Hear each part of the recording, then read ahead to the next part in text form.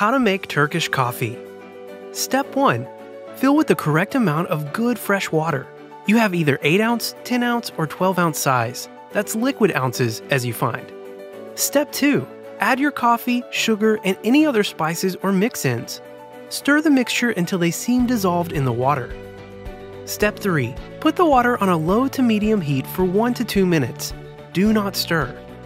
Step 4. When the heat setting is right, it should slowly rise up to near boil over in 2 minutes or so. As it rises to the rim, quickly remove it from the burner for 20 seconds and let it settle back down. Step 5. Turn the burner down a couple notches. Put the Ibrik back on and let the coffee rise again. And remove it as before. Repeat this one more time. Step 6. Allow the coffee to settle for a minute and serve in very small 2-ounce cups. If you want crema, you can scoop this off. Step 7. Brewing should take 7 minutes or so. If it takes longer, try raising the heat a bit next time. Step 8. Do not stir before serving. Pour the coffee slowly so as to retain the grounds in the Ibrik.